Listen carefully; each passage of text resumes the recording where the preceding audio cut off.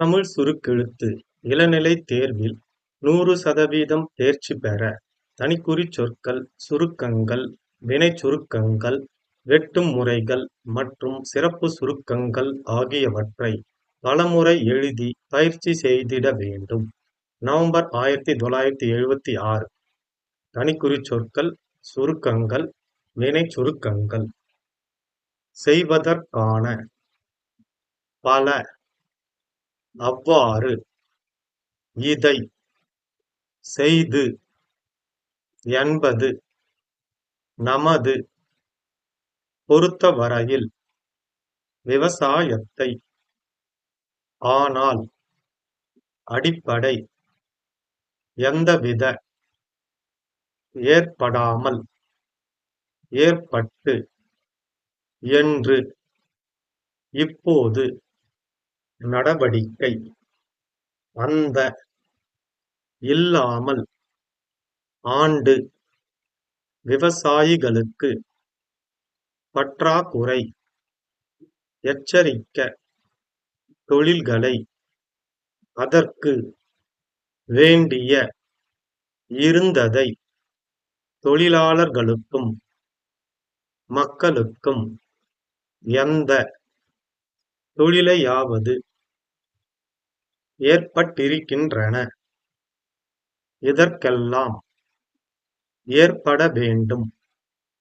ஒன்றை, தொழிலிலும், தொழிலாளர்களுக்கு, அதில், அவர்களை, ஏற்படக்கூடாது, என்பதை, தங்களுடைய, வந்து, ஏற்பட்ட, அதேபோல், நாங்கள், உங்களுக்கு, ஏற்பட்டிருக்கிறது, அதே, இது, எங்களால், இது பற்றி, நிர்வாகத்தினருடன், எப்பொழுதும், செய்து, வெட்டும் முறைகள், நிதிநிலை அறிக்கையை, தொழில்துறையிலும், தொழில்துறையில், வேளாண்மை துறையை, உணவு உற்பத்தியை,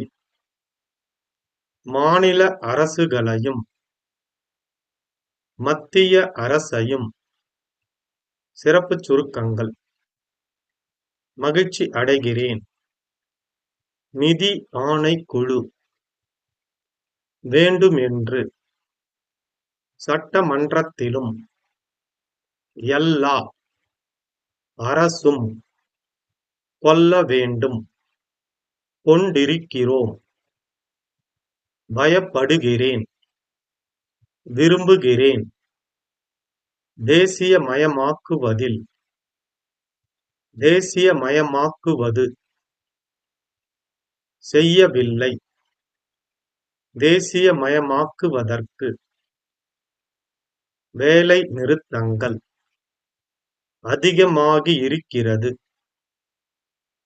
அதிகமாகியிருக்கின்றன,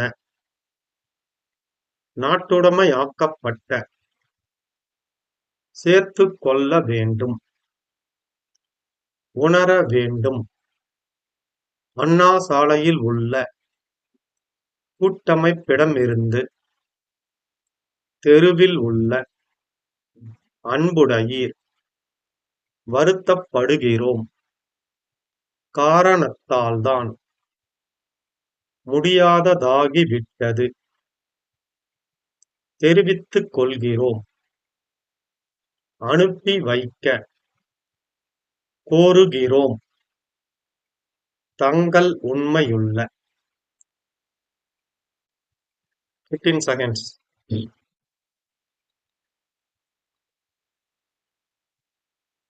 10 seconds. 5 seconds. Get ready. Start. அவை முன் சமர்ப்பிக்கப்பட்டுள்ள நிதிநிலை அறிக்கையை பற்றி விமர்சனம் செய்வதற்கான வாய்ப்பு கிடைத்ததற்காக நான் மகிழ்ச்சி அடைகிறேன். அண்மையில் நிதி ஆணை குழுவிடம் கடன் தவணைகளை மாற்றி அமைத்து பல வருட தவணையில் கடனை செலுத்துவதற்கு அனுமதி வேண்டுமென்று கோரினோம். சட்டமன்றத்திலும் கட்சி வித்தியாசமின்றி எல்லா கட்சிகளும் ஏகமனதாக அவ்வாறு கூறியிருந்தோம்.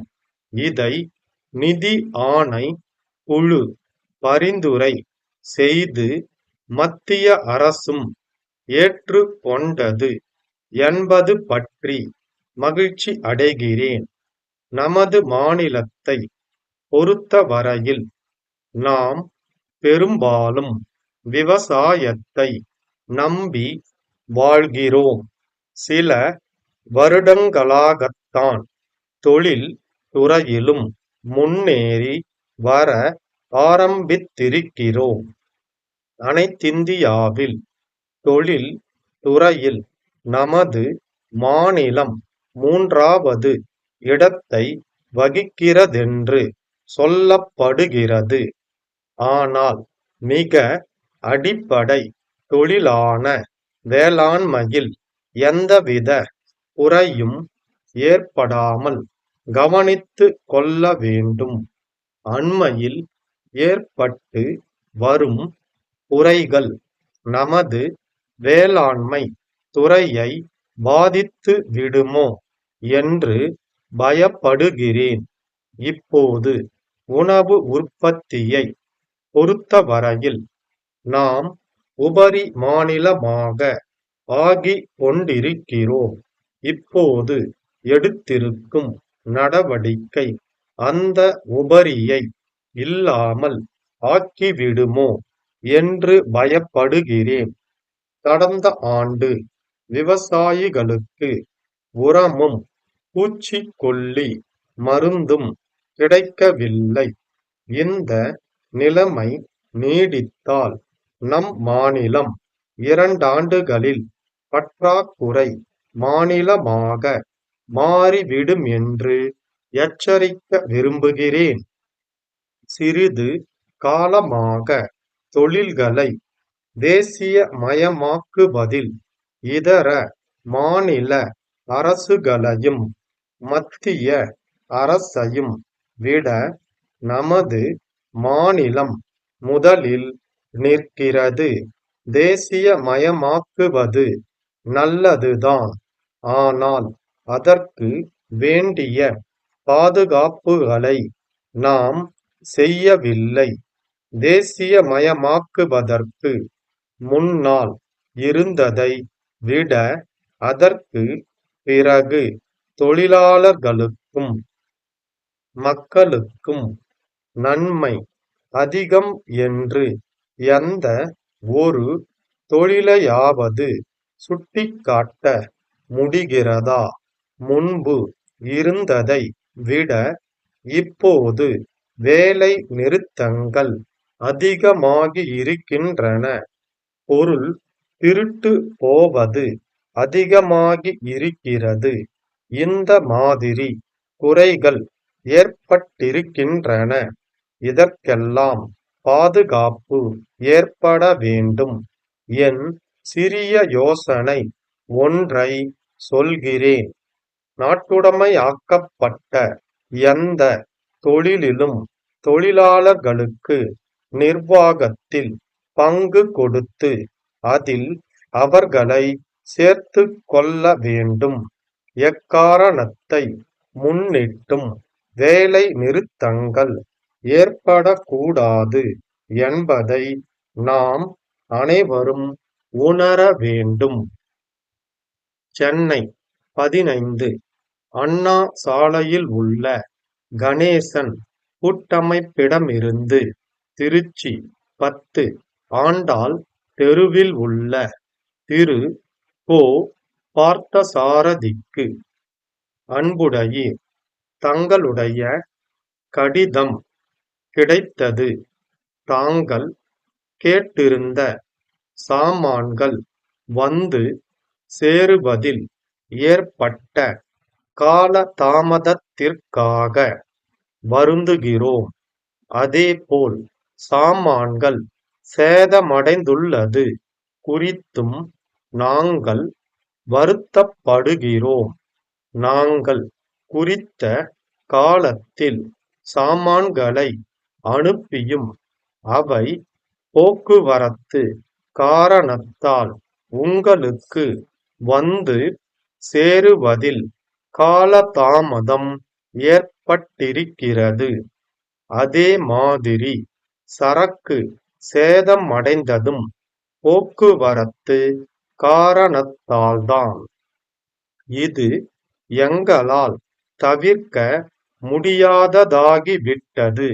எனினும் நாங்கள் இது பற்றி ரயில்வே நிர்வாகத்தினருடன் தொடர்பு கொண்டுள்ளோம்.